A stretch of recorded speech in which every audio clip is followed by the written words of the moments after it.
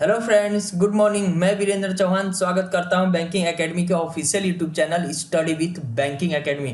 Friends, आज है 6 नवंबर और 6 नवंबर से जुड़े जितने भी इंपॉर्टेंट करंट अफेयर बनते हैं उनका डिस्कशन करेंगे। साथ ही अगर इनसे संबंधित कोई स्टैटिक फैक्ट आता है तो इसकी भी चर्चा करेंगे, जिससे आप अपने नॉलेज को इन्हेंस कर सकें। और इस वीडियो का जो पीडीएफ फाइल है वो वीडियो के डिस्क्रिप्शन बॉक्स से आप डाउनलोड कर सकते हैं। फ्रेंड्स, चलते हैं आज के पहले क्वेश्चन पे। Recently, the center announced a four-member committee to look television rating point system. Who is head the committee? आपको बताना है, सरकार ने 4 लोगों की एक कमेटी बनाई है जो कि टेलीविजन रेटिंग पॉइंट सिस्टम के गाइडलाइन की समीक्षा करेंगे। इनमें से उसके हेड कौन है? Ministry of information and broadcasting के द्वारा एक 4 लोगों की टीम बनाई है जो कि आने वाले समय में जो मौजूदा गाइडलाइन है टेलीविजन रेटिंग पॉइंट सिस्टम को लेके उसकी समीक्षा करेंगे। और इस 4 मेंबर कमेटी में से जो उसके हेड है वो प्रसार भारती के सीईओ शशि शेखर वेम्पति हैं। कौन है? शशि शेखर वेम्पति हैं। इसका मामला क्या है कि टेलीविजन रेटिंग पॉइंट सिस्टम की जो मौजूदा गाइडलाइन है, मौजूदा गाइडलाइन कब इशू की गई थी? 2004 में। और इसमें कुछ खामियां हैं और उन खामियां का यूज करते हुए कुछ टेलीविजन ऐसे हैं जो कि टीआरपी पॉइंट के जो सिस्टम है, गाइडलाइन है, उसका उल्लंघन करते हुए टीआरपी को बढ़ा रहे हैं। और इसका जो इंफॉर्मेशन है, न्यूज ब्रॉडकास्टिंग फेडरेशन ने पीएमओ को एक लेटर लिख के भी जानकारी दी थी, जिसके बाद तत्कालिक एक्शन लिया और ब्रॉडकास्टिंग ऑडियंस रिसर्च काउंसिल ने इसकी समीक्षा की और ministry of information and broadcasting को सूचित किया। उसके बाद एक्शन लिया गया।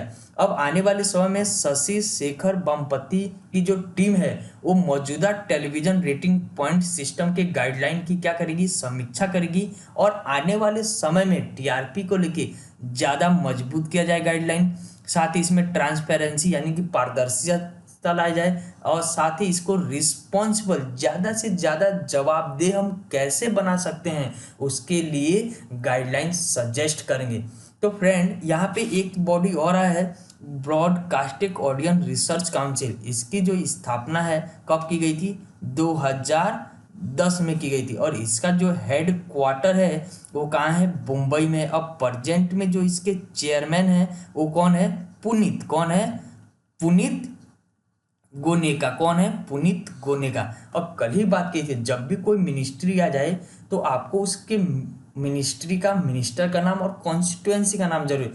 तो ministry of information and broadcasting के जो मिनिस्टर हैं वो कौन है? प्रकाश जावड़ेकर हैं। कौन है? प्रकाश जावड़ेकर। और कल ही इसका कमेंट के माध्यम से प्रश्न पूछा गया था कि प्रकाश जावड़ेकर कहाँ के मिनिस्टर हैं? तो एक बच्चा है रमेश भानवाला, उसने सही जवाब दिया, ये महाराष्ट्र राज्यसभा से चुने जाते हैं। कहाँ से? महाराष्ट्र राज्यसभा। साथ ही आपको याद रखना है, जो प्रकाश जावड़ेकर हैं वो किसके किसके मिनिस्टर हैं? एक तो मिनिस्टर हैं वो ministry of environment and forest and climate change के, और साथ ही साथ ministry of heavy industries and public enterprise. 3 ministry के ये मिनिस्टर है जिनकी कॉन्स्टिट्यूएंसी कहाँ है? महाराष्ट्र के राज्यसभा में है। तो फ्रेंड, इसका पहले अगर प्रश्न की आंसर की बात करें तो क्या है? Shashi Shekhar Vempati. Recently which of this missile has been successfully test by DRDO? हाल ही में डीआरडीओ ने इनमें से कौन सा मिसाइल का सफलतापूर्वक प्रशिक्षण किया है? हाल ही में डीआरडीओ ने, defence research and development organisation ने पिनाका मार्क 1 मिसाइल का इनहेंस वर्जन यानी कि इसका एडवांस वर्जन का सफलतापूर्वक प्रशिक्षण उड़ीसा के इंटीग्रेटेड टेस्ट रेंज जो कि चंडीपुर में है, वहां से इसका सफलतापूर्वक परीक्षण कर लिया है। इससे डिफेंस सेक्टर में मजबूत। पिनाका मार्क 1 जो मिसाइल है, जो पहला था, वो मात्र 38 किलोमीटर की रेंज में ही वो दुश्मन के किसी भी आर्मामेंट को मार गिरा सकता है। लेकिन जो एडवांस वर्जन है उसकी जो रेंज है वो 45 किलोमीटर के रेंज तक का। और डीआरडीओ ने ये किनकी सहायता से ये कंप्लीट किया है? High energy material research laboratory और डीआरडीओ का एक लेबोरेटरी जिसका नाम है अर्मानेंट रिसर्च एंड डेवलपमेंट इस्टेब्लिशमेंट, इनकी सहायता से पिनाका मार्क 1 का एडवांस वर्जन लॉन्च किया गया है। यहाँ पे याद रखना ये है कि डीआरडीओ आया है तो डीआरडीओ का हेडक्वार्टर कहाँ पे है, तो न्यू दिल्ली में। हेडक्वार्टर कहाँ है डीआरडीओ का, न्यू दिल्ली में। अब प्रेजेंट में इसके जो चेयरमैन हैं वो है डॉक्टर जी सतीश रेड्डी। कौन है, जी सतीश रेड्डी। और फ्रेंड ओडिशा का बात है तो ओडिशा का जब भी पर्टिकुलर न्यूज आएगा तो हम वहाँ पे इसके जो पास्ट न्यूज है उनके बारे में चर्चा करेंगे और इससे संबंधित नेचुरल पार्क भी। लेकिन फ्रेंड्स अभी अगर उड़ीसा है तो इसका कैपिटल तो आप सबको मालूम होगा भुवनेश्वर है। अगर गवर्नर पूछे तो गवर्नर कौन है, गणेशी लाल। और सीएम की बात करें तो सीएम कौन है, नवीन पटनायक। इसका सही जवाब देखते हैं सेकंड प्रश्न का कि डीआरडीओ ने अभी कौन सी मिसाइल का सफलतापूर्वक परीक्षण किया है, तो पिनाका मार्क 1 का। Which Indian state is the first to launch a project for free internet for poor families and public office? इनमें से किस राज्य सरकार ने हाल ही में अनाउंस किया है कि वो गरीब परिवारों और सार्वजनिक कार्यालयों के लिए मुफ्त इंटरनेट के लिए पहली परियोजना शुरू की है? डिजिटल इंडिया को बढ़ावा देने के लिए और गवर्नेंस को ज़्यादा से ज़्यादा बढ़ावा देने के लिए केरला ने हाल ही में अनाउंसमेंट किया है कि वो फ्री में हाई स्पीड इंटरनेट कनेक्टिविटी देगा स्कूल में, पब्लिक ऑफिस में एंड पुअर हाउस होल्ड। ये कब तक कंप्लीट करेगा, ये दिसंबर 2020 तक करेगा। और जो यह परियोजना है वो Kerala fibre optic network project यानी कि फोन के अंतर्गत किया जा रहा है। और भारत सरकार की भी एक प्रोजेक्ट है जिसका नाम है भारत नेट प्रोजेक्ट। क्या है, भारत नेट प्रोजेक्ट। और ये इसका भी हिस्सा बनने जा रहा है। अब भारत नेट है क्या कि सरकार का ऐसा टारगेट है कि आने वाले समय में हम जितने भी रूरल पंचायती एरिया हैं उन सबको हाई कनेक्टिविटी ब्रॉडबैंड सर्विस से जोड़ देंगे। और इसके लिए सरकार ने प्रोग्राम चलाया था भारत ब्रॉडबैंड नेटवर्क लिमिटेड, जो कि ministry of communication and information technology के द्वारा कंप्लीट किया जाएगा। बात करें कि नेशनल ऑप्टिकल फाइबर नेटवर्क की, तो इसी का नाम बदल के सरकार ने 2015 में क्या कर दिया, भारत नेट प्रोजेक्ट। इसका पुराना नाम, कांग्रेस ने इसका नाम क्या रखा था, नेशनल ऑप्टिकल फाइबर मिशन। और इसमें सरकार ने बढ़ चढ़ के बातें की हैं, जैसे कि ई गवर्नेंस को बढ़ावा देने के लिए ई हेल्थ के क्षेत्र में, ई एजुकेशन, ई बैंकिंग, इंटरनेट, रूरल एरिया में लगभग 100 Mbps कनेक्टिविटी का नेट देंगे। हालांकि ये संभव है या नहीं है वो तो इस्टेब्लिश होने के बाद ही मालूम चलेगा। लेकिन कितने ग्राम पंचायत को जोड़ने की, 2,50,000 ग्राम पंचायतों को जोड़ने की बात कही है। तो ये केरला का जो ये केफोन मिशन है डिजिटल इंडिया के अंतर्गत, ये केरला उसको फुलफिल करेगा। तो किस राज्य ने फ्री इंटरनेट देने की बात की है दिसंबर तक, तो केरला का बात आया है। तो केरला का कैपिटल क्या है, तिरुवनंतपुरम। चीफ मिनिस्टर क्या है, पिनराई विजयन। और गवर्नर कौन है, आरिफ मोहम्मद खान। फ्रेंड केरला में कई सारे इनिशिएटिव लिए गए हैं, जाने कर्मी बोट एक नाम का एक रोबोट इस्टेब्लिश किया है अस्पतालों में, जो लोगों के बीच में जरूरी चीजें उन तक पहुंचाता है। भारत का पहला सुपर फैब लैब, क्या सुपर फैब लैब, अत्याधुनिक टेक्नोलॉजी से निर्मित लैब कहाँ पे खोला गया है, केरला में। भारत का पहला राज्य बन गया केरला जिसने सभी अपने प्राइमरी एंड सेकेंडरी स्कूलों को हाईटेक क्लासरूम में क्या कर दिया है, कन्वर्ट कर दिया है। केरला ने ह्यूमन बाय नेचर नामक कैंपिंग चलाई थी। कौन सी campaign, human by nature campaign. इसके अंतर्गत केरला में लगभग 17% टूरिज्म को पिछले साल की तुलना में बढ़ावा मिला। और इसी को प्रेरित होकर पट्टा ने पैसिफिक एशिया ट्रेवल एसोसिएशन की तरफ से केरला सरकार को ग्रैंड अवार्ड से भी नवाजा गया। हाल ही में केरला ने स्टार्टअप कंपनियों को बढ़ावा देने के लिए एक प्लेटफॉर्म लॉन्च किया जिसका नाम क्या है, एक्सीलरेटर फॉर इलेक्ट्रॉनिक टेक्नोलॉजी। हाल ही में भारत का पहला इंटरनेशनल वुमेन ट्रेड सेंटर भी खोला गया है केरला में। और कल ही हमने देखा था कि कल परसों देखा था कि भारत का पहला सोलर बेस्ड ट्रेन भी लॉन्च किया गया है। कहाँ पे?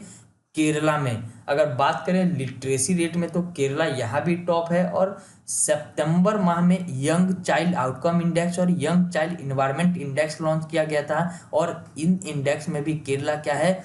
टॉप पे है। केरला ने एक नमत वसई नाम का प्रोग्राम चला है, जो कि ट्राइबल एरिया में ट्राइबल बच्चों को जो एजुकेशन दिया जाएगा वो उनके ही मदर टंग में दिया जाएगा। तो नमत वसई किसके लिए है? बच्चों को एजुकेशन देने के लिए और उनके ही अपने मदर टंग में।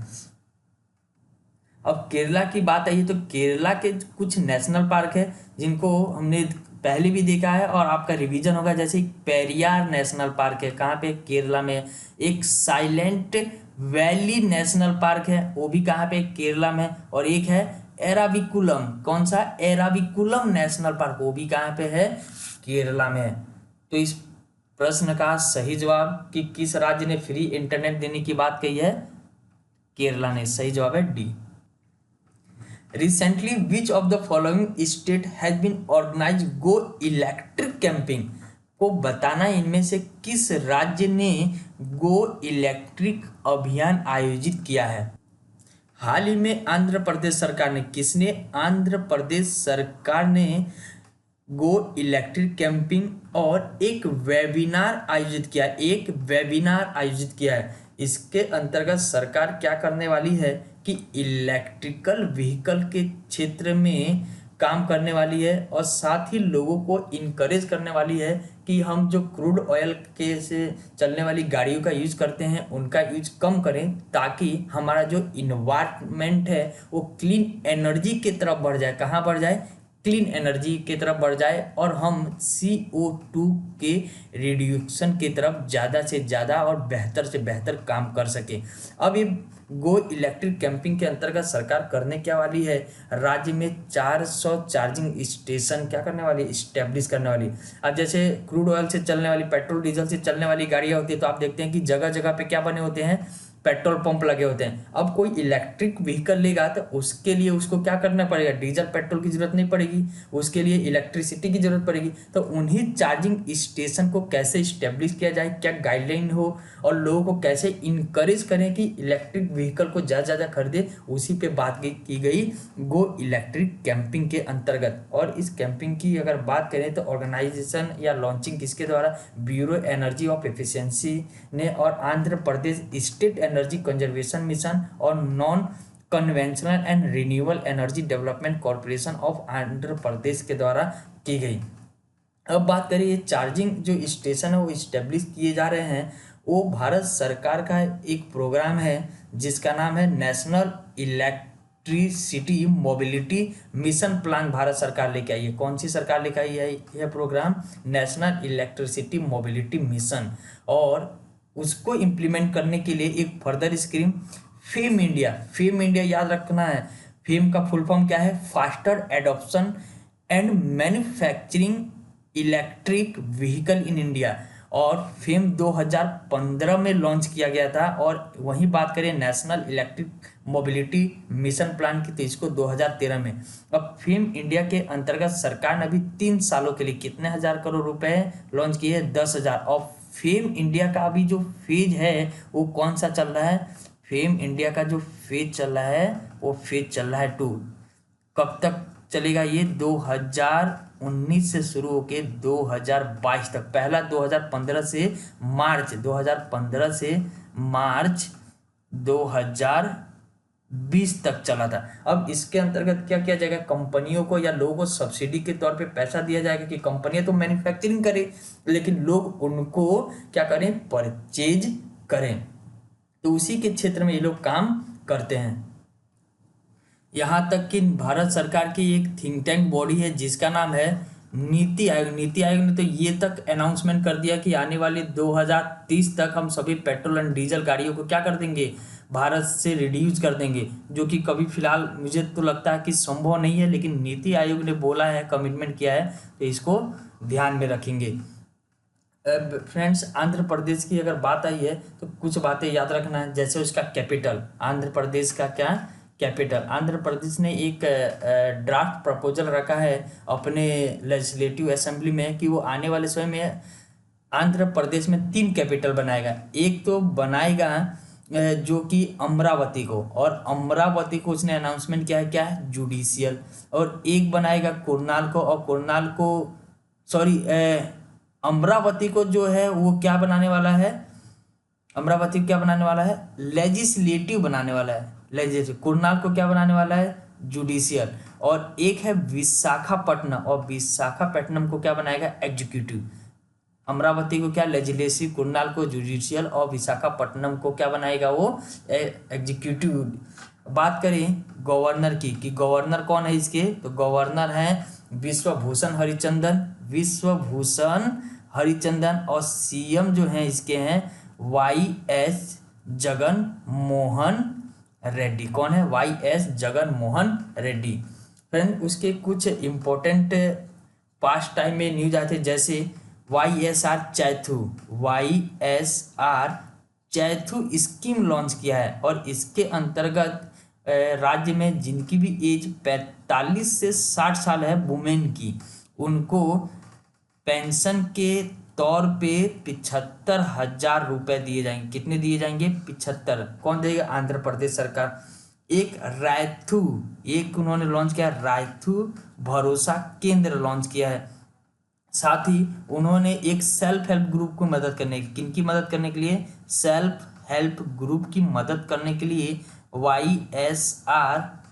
असरा नाम का भी एक स्कीम लॉन्च किया है। और हाल ही में एक रिपोर्ट आई थी आंध्र प्रदेश, उसमें टॉप रहा था, जिसका नाम क्या था, state business reform action plan. क्या, state business reform action plan. किसको बढ़ावा देने के लिए, ईज ऑफ डूइंग बिजनेस को, किसको, ईज ऑफ डूइंग बिजनेस को बढ़ावा देने के लिए। और इसमें अगर पहला स्थान की बात करें तो वो किसका था, आंध्र प्रदेश का था पहला स्थान, और दूसरा किसमें का था, यूपी का था। फ्रेंड, ये चार्जिंग स्टेशन की बात इस्टेब्लिश करने की गई है, गो इलेक्ट्रिसिटी कैंपिंग। तो आपको बता दें कि भारत का पहला चार्जिंग प्लाजा जो है वो कहाँ पे खोला गया है, वो दिल्ली में खोला गया है। और लेकिन प्राइवेट तौर पे अगर बात करें तो इंडियन ऑयल कंपनी ने India first electric charging station खोला है नागपुर में। और अगर हाईवे पे बात करें और सोलर इलेक्ट्रिक व्हीकल की बात करें पावर चार्जिंग की, तो वो दिल्ली चंडीगढ़ हाईवे पे इस्टेब्लिश किया गया है, किसके द्वारा, BHEL, Bharat heavy electric limited के द्वारा। तो ये ध्यान रखेंगे भाई, प्लाजा कहाँ पे, दिल्ली में, और सोलर बेस तो कहाँ पे, दिल्ली चंडीगढ़ हाईवे पे, किसके द्वारा, BHEL के द्वारा।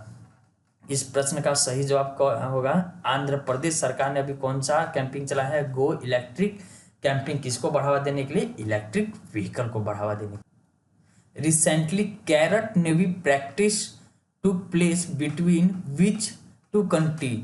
आपको बताना है कि हाल ही में कैरेट नेवी अभ्यास किन 2 देशों के बीच हुआ है। हाल ही में यूनाइटेड नेशन और बांग्लादेश ने एक ज्वाइंट नेवी एक्सरसाइज किया है। एक ज्वाइंट कौन सा एक्सरसाइज किया है, नेवी एक्सरसाइज किया, जिसका नाम है CARAT, corporation effort readiness and training. दोनों एक दूसरे के साथ इंडो पैसिफिक रीजन में नेवी के क्षेत्र में अगर आइडिया है तो एक दूसरे के साथ शेयर करेंगे, और मॉनिटरिंग को लेके दोनों ही सतर्क करेंगे। और जिसका नाम क्या है, CARAT. CARAT stand for corporation effort readiness and training. किस प्रकार का एक्सरसाइज है, नेवी एक्सरसाइज है। कहाँ पे हुआ है, बांग्लादेश में ही हुआ है। किन 2 देशों के बीच, तो यूनाइटेड स्टेट और बांग्लादेश। तो सही जवाब इस प्रश्न का क्या होगा, A. Which of the following union minister will be organize 13 urban mobility India conference 2020 on November. आने वाले 9 नवंबर को 13वें शहरी गतिशीलता इंडिया सम्मेलन का इनमें से कौन से मंत्री आयोजित करेंगे। Union minister of housing and urban affair के द्वारा आने वाले 9 नवंबर को 13 अर्बन मोबिलिटी इंडिया कॉन्फ्रेंस आयोजित किया है, जिसमें इस बार का थीम है emerging trend in urban mobility. क्या है, emerging trend in urban mobility, शहरी गतिशीलता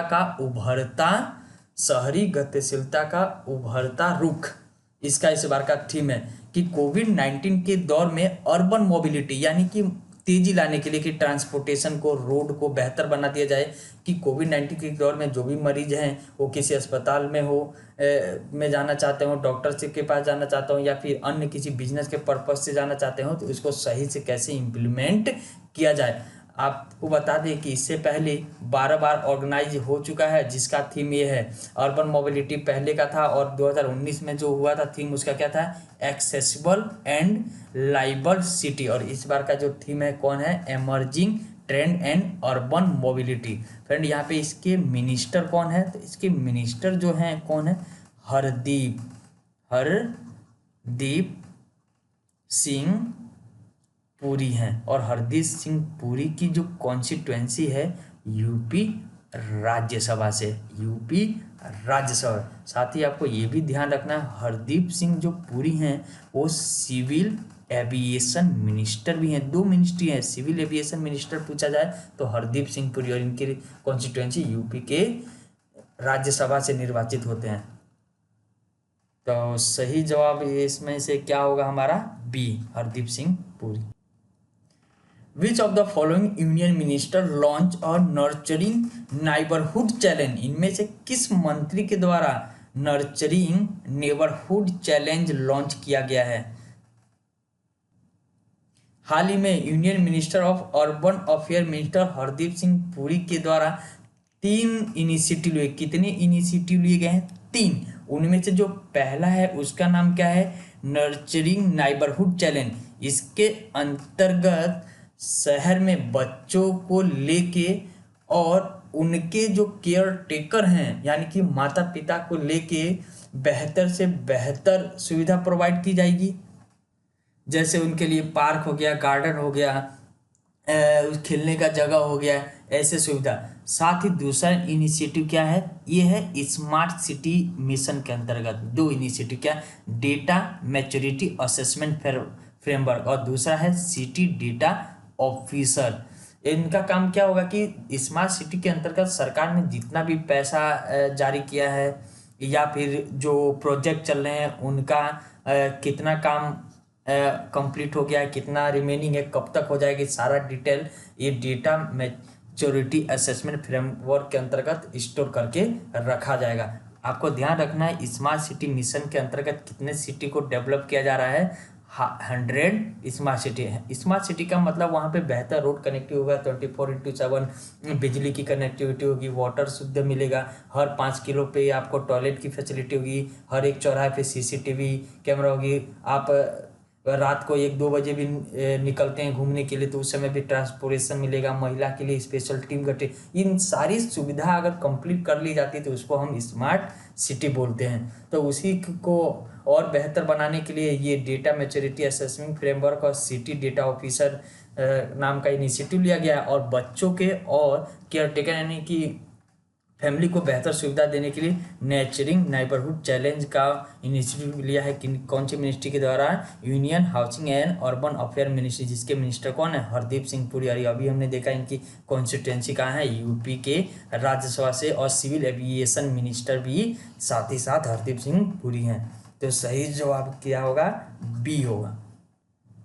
विच of this country is going to conduct first Shura council election in their country next year, इनमें से कौन सा देश अगले साल अपने देश का पहला शूरा परिषद चुनाव कराने जा रहा है। कतर अपने देश में आने वाले अक्टूबर 2021 में शूरा का पहली बार नेशनल इलेक्शन कराने जा रहा है। शूरा उनकी हाई एग्जीक्यूटिव एक पर्सनालिटी होते हैं जो कि सलाह के तौर पे काम करते हैं, और ये इलेक्शन कराने की जो बात कही है वो अमीर शेख तमाम बिन हमद अल थानी ने बात कही है। कतर की अगर कैपिटल की बात करें तो दोहा है, क्या है, दोहा है, करेंसी क्या है, रियल है। इंडिया और कतर के बीच में एक नेवल एक्सरसाइज होता है, कौन सा एक्सरसाइज होता है, नेवल एक्सरसाइज होता है, जिसका नाम है रोड ऑफ द सी यानी कि जैर अल बहर, किन 2 कंट्री के बीच, कतर और इंडिया के बीच, ये ध्यान रखना है आपको। तो कौन सा देश अपने देश में शूरा का पहला इलेक्शन कराने जा रहा है? तो कतर, बी ऑप्शन सही है। Which state has launch toll free tele education helpline number to government school student? किस राज्य ने सरकारी स्कूली छात्रों के लिए toll free tele education helpline number जारी किया है? एजुकेशन को बेहतर बनाने के लिए कोरोना वायरस के दौर में असम एजुकेशन डिपार्टमेंट ने एक टोल फ्री नंबर जारी किया है, जिसके अंतर्गत 6ठी क्लास से लेके 10वीं क्लास तक के स्टैंडर्ड के बच्चों को फ़ोन कॉल के माध्यम से क्या दिया जाएगा? एजुकेशन, अगर उनको किसी सब्जेक्ट में प्रॉब्लम है तो। और ये हफ्ते में 6 दिन चले जाएगा एक्सेप्टेड संडे को। असम की बात करें तो असम के जो चीफ मिनिस्टर हैं सर्बानंद सोनोवाल हैं, और इसके गवर्नर हैं जगदीश। गवर्नर कौन है? जगदीश मुखी हैं। सीएम कौन है? सर्बानंद सोनोवाल हैं। और जो इसका कैपिटल क्या है? कैपिटल की बात करें तो दिसपुर है। असम में कई सारे इनिशिएटिव लिए हैं, जैसे उन्होंने बात किया है मुख्यमंत्री ग्राम परिवहन अंचल। यहाँ पे इलेक्ट्रिक व्हीकल कोई खरीदता है तो उनको सब्सिडी के तौर पे भी दिया जाता है व्हीकल। गुवाहाटी नॉर्थ ईस्ट का पहला ऐसा सिटी बन गया है जहाँ पे मैन होल क्लीनिंग एक रोबोट इस्टेब्लिश किया है, जिसका नाम क्या है? बैंडिकूट। वुमेन एम्पावरमेंट को मजबूत करने के लिए असम ने एक अरुणोदय स्कीम चलाया है। कौन सा स्कीम चलाया है? अरुणोदय स्कीम चलाया है, जिसके अंतर्गत लगभग 17,000 फैमिली को कवर किया जाता है और उनको 830 रुपये मंथली दिए जाते हैं डायरेक्ट बेनिफिट ट्रांसफर के माध्यम से। ढींग पट्टिका वाइल्ड लाइफ सेंचुरी थी, जिसका नाम बदल के क्या कर दिया गया है? ढींग नेशनल पार्क कर दिया गया है। और कल ही देखा था Indo Israel centre of excellence for vegetable and protected cultivation नाम का एक सेंटर खोला गया है गुवाहाटी, और जो कि क्या करेगा? एग्रीकल्चर एंड हॉर्टिकल्चर के क्षेत्र में काम करेगा। और यह जो इंडो इजराइल टेक्नोलॉजी पे क्या होगा? इजराइल टेक्नोलॉजी पे बेस्ड होगा। फ्रेंड, अगर नेशनल पार्क की बात करें असम की, तो मानस नेशनल पार्क है। क्या है? Manas national park. Kaziranga national park है, जो कि कहाँ पे है? असम में। तो ध्यान रखेंगे, इस प्रश्न का सही जवाब होगा बी, असम में।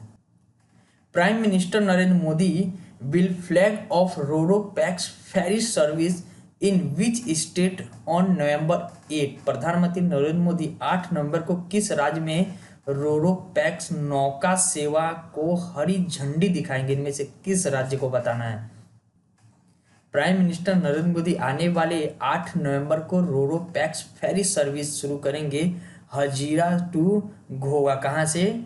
हजीरा टू घोगा। और हजीरा कहाँ? सूरत में पड़ता है। और यह जो प्रोग्राम है रोरो पैक्स फेरी से, वो सागर माला प्रोजेक्ट के अंतर्गत क्या है? रोरो पैक्स फेरी का मतलब क्या हुआ कि शिपिंग के माध्यम से, चाहे आप व्हीकल को ले जाना चाहते हैं, चाहे किसी ट्रक को ले जाना चाहते हैं, या खुद जाना चाहते हैं। जैसे अगर बात करें घोगा हजीरा की जो डिस्टेंस 370 किलोमीटर है, लेकिन अभी ये जो शिप चलेगा इससे वो डिस्टेंस घट के कितनी हो गई है? 90 किलोमीटर। यानी कि मोबिलिटी देखिए ला गई है, एक इनिशिएटिव है। और जो शिपिंग मिनिस्ट्री अब सागर, अभी हमने देखा था ना भारत नेट प्रोजेक्ट, क्या भारत नेट प्रोजेक्ट, इसमें क्या था? ब्रॉडबैंड सुविधा देनी थी ग्राम पंचायत। वैसे ही सागर माला प्रोजेक्ट क्या है कि जितने भी कोस्टल एरिया हैं और जैसे समुद्र लगा हुआ है उनको क्या कर देना है? कनेक्टिविटी को बढ़ा देना है। ऐसी एक भारत माला प्रोजेक्ट है। भारत माला में क्या करना है कि रोड कनेक्टिविटी को क्या कर देना है? बेहतर बना देना है। तो 3 ये एम्बिशियस प्रोग्राम है, भारत नेट ब्रॉडबैंड सर्विस के लिए, भारत माला के रोड के लिए, और सागर माला शिपिंग सेक्टर को मजबूत करने के। रोरो पैक्स फेरी क्या है? एक प्रकार का शिप होगा जहाँ पे हर एक ह्यूमन हो, चाहे व्हीकल हो, या फिर किसी प्रकार का कमोडिटी, उसको हम ले जा सकते हैं। अगर बात करें कि भारत का पहला रोल ऑफ यानी कि रोरो जो फेरी सर्विस, वो गुजरात में ही शुरू की गई थी, घोगा से दहेज। भारत की पहली रोल पैक फेरी का मतलब समझ जाएंगे कि क्या है? ये शिपिंग है। लेकिन अगर बात करें रोरो सर्विस भारत का पहला, तो वो कोंकण रेलवे ने शुरू किया था 1999 में। रोड, यहाँ पे देखो फेरी की बात नहीं है, शिप की बात नहीं है। रोडो का मतलब क्या हुआ कि भाई वहां से ह्यूमन को भी, व्हीकल को भी, कमोडिटी को भी एक ही स्थान से ले जाया जाएगा, ताकि ट्रेवलिंग जो डिस्टेंस है वो कम हो जाए। और साथ ही में रेलवे ने इंडिया फर्स्ट प्राइवेट यानी कि प्राइवेट तौर पे जो कि प्राइवेट लोग ऑपरेट करेंगे उसके लिए उन्होंने कहाँ पे खोला है, बेंगलोर से सोलापुर में खोला है। अब बात करते हैं कि गुजरात की बात है तो गुजरात में कई सारे इनिशिएटिव चले थे, जैसे कुम्हार सशक्तिकरण योजना चला गया था खादी एंड विलेज इंडस्ट्री की तरफ से अहमदाबाद में, और इसके अंतर्गत हाल ही में 100 इलेक्ट्रिक पोर्टर बांटे गए 100 पोर्टर फैमिलीज को। उसके सिवा बात करें कि भारत का पहला world class art Honey testing lab, क्या आर्ट हनी टेस्टिंग लैब भी खोला गया है, कहाँ पे, गुजरात के आनंद में। ये थोड़ा ध्यान करके रखेंगे एग्जाम के लिए। गुजरात हाई कोर्ट ने एक ई फाइलिंग सुविधा शुरू की है कि आप ऑनलाइन केस को फाइल कर सकते हैं और उनका रिव्यू स्टेटस जानने के लिए कि उसका आपका केस चल रहा है, पेंडिंग में है या कब तक इसका जानकारी मिल जाएगी। वो ईमेल माई केस सर्विस के माध्यम से आप चेक कर सकते हैं। हाल ही में रूरल एरिया में गुजरात सरकार ने अनाउंसमेंट किया कि 100 Mbps पर सेकंड की स्पीड से नेट कनेक्टिविटी। अब ये होगा या नहीं होगा, लेकिन अनाउंसमेंट जरूर किया है गुजरात ने। कौन से प्रोग्राम के अंतर्गत, डिजिटल सेवा सेतु प्रोग्राम के अंदर। तो कौन चलाता है, गुजरात चलाता है। और हाल ही में गुजरात ने किसान सहाय योजना शुरू की है, क्या कि अगर क्रॉप लॉस हो जाते हैं तो उनके इस स्कीम के अंतर्गत फार्मर को क्या देगा, कंपनसेशन देगा। तो ये ध्यान रखेंगे, किसान सहाय, इसके अंतर्गत प्रधानमंत्री फसल बीमा योजना जो स्कीम है उसको एक सब्सिट्यूट के रूप में देखा जा रहा है। अगर गुजरात के फार्मरों का जो क्रॉप लॉस है 33% से 66% तक हो जाता है तो उनको पर हेक्टेयर 20,000 रुपये देगी गुजरात सरकार। मैक्सिमम कितने हेक्टेयर का, 4 हेक्टेयर का। अगर वो 66% से ज़्यादा क्रॉप लॉस होता है तो उसके लिए उसने पर हेक्टेयर 25,000 रुपये अनाउंसमेंट किया। मैक्सिमम कितना, 4 हेक्टेयर। गुजरात का तो आप कैपिटल सभी जानते हैं, अहमदाबाद। और कौन है, आचार्य देवव्रत हैं, और सीएम जो हैं उसके कौन है, विजय रूपानी। तो इस प्रश्न का सही जवाब क्या है, C, Gujarat. When world tsunami awareness day observes, tsunami जागरूकता दिवस कब मनाया जाता है, तो सही जवाब है 5 नवंबर को। 5 नवंबर को वर्ल्ड सुनामी अवेयरनेस डे मनाया जाता है। और इसके अंतर्गत क्या किया जाता है कि सुनामी से बचने के लिए लोगों को जागरूकता फैलाई जाती है। एक कन्वेंशन है यूनेस्को का, United Nation education social council organisation है, जो कि सुनामी को लेके कई सारी गाइडलाइन इशू किया है। और इसने एक चलाया है जिसका नाम क्या है, इंटर गवर्नमेंटल ओशिनोग्राफी कमीशन। और ये क्या करता है कि लोगों को जागरूकता, जैसे कि उनको सुनामी आने से पहले जाके अलर्ट कर देना सेल्फ हेल्प ग्रुप के माध्यम से या फिर वॉलेंट्री के माध्यम से, कि कम सुनामी के दौर में कम से कम ह्यूमन लाइफ का नुकसान हो और हमारे जो भी संपत्ति हैं उनका कम से कम नुकसान है। और वर्ल्ड सुनामी अवेयरनेस डे को यूनाइटेड नेशन जनरल असेंबली ने 2015 में अनाउंसमेंट किया कि आने वाले हर 5 नवंबर को हम ये जागरूकता दिवस मनाएंगे। वन लाइनर में देखते हैं कि हाल ही में एक पर्सन है जिनका नाम है डॉक्टर सुशांत कौर, और इनको एक अवार्ड से नवाजा गया है, professor AN Bhandari memorial lecture award. किसके द्वारा, सोसाइटी ऑफ बायोलॉजिकल केमिस्ट के द्वारा। और ये जो प्रोफेसर है प्रेजेंट में कहाँ किसके हैं, council of scientific and industrial research centre drug research institute के। तो पूछा जाए डॉक्टर सुशांत कौर को इस बार कौन सा पुरस्कार मिला है, professor AN Bhandari memorial lecture award से नवाजा गया है। साथ ही बता दें आपको, ये प्रोफेसर AN भंडारी मेमोरियल जो अवार्ड है वो 2 साल में एक बार दिया जाता है, 2 साल में एक बार दिया जाता है। नेक्स्ट देखते हैं, Bihar short serving CM Satish Prasad Singh की क्या हो गई है, हाल ही में डेथ हो गई। प्रश्न में ये भी पूछा भाई, हाल ही में सतीश प्रसाद सिंह की डेथ हो गई, जो फॉर्मर CM थे वो किस राज्य के, तो किस राज्य के, बिहार के थे।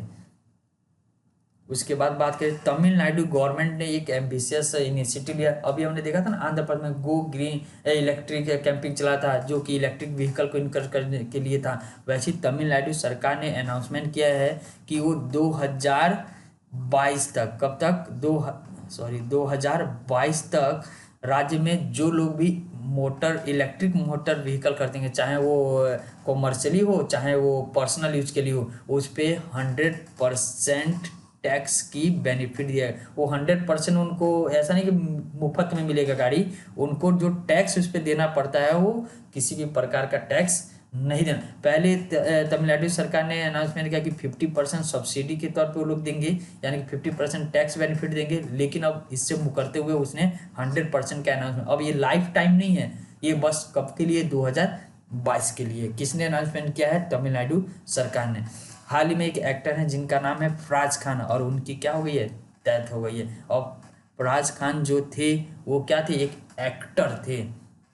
हाल ही में प्रसार भारती ने Bhaskaracharya national institute for space application and Jio informatic के साथ टाई अप किया है, और ये एजुकेशन को बढ़ावा देने के लिए 51 DTH educational TV channel launch करने जा रहे हैं, जो कि अवेलेबल होगा डीडी को brand, DD free dish viewer के लिए। जो भी डिश है वो कोई भी अपना 24/7 इस चैनल के माध्यम से एजुकेशन ले सकते हैं। कौन लॉन्च करने जा रहा है? प्रसार भारती। किसके साथ मिलके? तो और Bhaskaracharya national institute for space application and Jio informatic के साथ मिलके। उसके बाद नेक्स्ट देखते हैं, my family my responsibility camping Maharashtra में शुरू की गई थी उद्धव ठाकरे के द्वारा, और अभी इस स्कीम चर्चा में चल रही है क्योंकि ये माई फैमिली माई रिस्पॉन्सिबिलिटी के अंतर्गत राज्य में कोविड-19 की जो पेशेंट हैं उनकी जो रेट है काफ़ी हद तक कम हो गई है, यानी कि ये एक्सट्रीमली इंकरेज रिजल्ट दिया है हम लोग को। क्या दिया है? एक्सट्रीमली इंकरेजिंग रिजल्ट दिया है। और कर्नाटका ने भी सेम ऐसा ही कैंपिंग चलाया था, माई फैमिली माई रिस्पॉन्सिबिलिटी। ऐसा नहीं है कि महाराष्ट्र भारत का पहला ऐसा राज्य है जिसने ये माई फैमिली माई रिस्पॉन्सिबिलिटी नामक ये प्रोग्राम चलाई, कर्नाटका भी चला चुका है। नेक्स्ट की बात करें तो Indian sponsor resolution on nuclear disarmament adopt at United Nation का जो न्यूक्लियर डिसआर्मामेंट एडॉप्शन है उसका स्पॉन्सर इस बार किस कंट्री को मिला है? तो अपना जवाब है इंडिया को। डिसआर्मामेंट देखिए, न्यूक्लियर जो वेपन का यूज है उसको कम से कम किया जाए, उसके लिए अवेयरनेस है, गाइडलाइन है या फिर कोई फ्रेमवर्क है, उस पर इंडिया क्या करेगा? काम करने वाला है। सो फ्रेंड, ये आज का ये इंपॉर्टेंट करंट अफेयर रहा और आपने मुझे लगता है कई न्यू थिंग्स सीखा होगा। अगर आपको ये वीडियो अच्छा लगे तो लाइक जरूर कीजिए और पॉसिबल हो तो अपने दोस्तों तक भी शेयर कीजिए। अगर कोई भी प्रश्न हो, चाहे करंट अफेयर से हो या फिर बैंकिंग से हो या फिर इकोनॉमिक से हो, तो आप कमेंट के माध्यम से पूछ सकते हैं। तो फ्रेंड्स, आप सबको थैंक यू जो वीडियो के अंत तक बने रहे।